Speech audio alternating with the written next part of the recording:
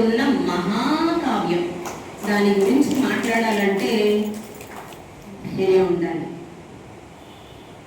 దాని గురించి మాట్లాడాలంటే ధైర్యం ఉండాలి. అది కూడా విజయనగరం లాంటి ఉద్యల నగరంలో విజయభావన వంటి సాహితీ సంస్థ యందు ఇంతమంది రసజ్ఞులైన ప్రేక్షకుల ముందు, కవి కళ్ళజుల ముందు, సాహిత్య అభిరుచి కలిగిన వారి ముందు, సాహిత్య అభినివేశం ఉన్న వారి యందు ఇక్కడ ఈ సభ యందు దాని గురించి మాట్లాడాలంటే సాహసం ఉండాలి. ధైర్యే సాహసే లక్ష్మి. కాబట్టి ఆ ధైర్యాన్ని, అంటే విశ్వనాథ వారి కల్పవృక్షం గురించి మాట్లాడగలిగే ధైర్యాన్ని నాకు అందించింది మీరు కాకతాళీయంగా ప్రస్తావించిన.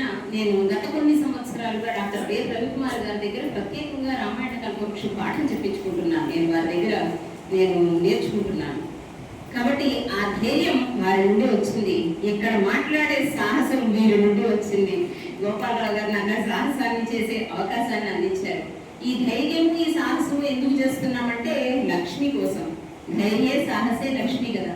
ఏ లక్ష్మి అంటే మీ అందరి ఆశీర్ లక్ష్మి ఖచ్చితంగా నా ఎందుకు ప్రసరించాలి అని కోరుకుంటూ తొందరగా, అంటే నిర్వాహకుల దగ్గరతో వచ్చినటువంటి చిక్కు ఏమిటంటే ఆలస్యంగా మైకిచ్చినా కానీ సమయానికే ముగించాలని అంటారు వారు. అది గోపాలరావు గారని కాదు, ఆ స్థానంలో స్థానబలిమి కానీ తలబలిమి కాదయ్యా అన్నట్లు ఆ స్థానంలో ఎవరు కూర్చున్నా అనుకున్న సమయానికి ముగించాలి అని అన్నది వారి నిబద్ధత. మరి అలా ఉంటుంది కనుక ఇంకా ప్రత్యేకంగా ఎక్కువగా ఇతర విషయాల జోలికి పోకుండా సరాసరి మనం కల్పవృక్షంలోకి ప్రవేశిస్తే శ్రీ మంజూషిక భక్త రక్షణ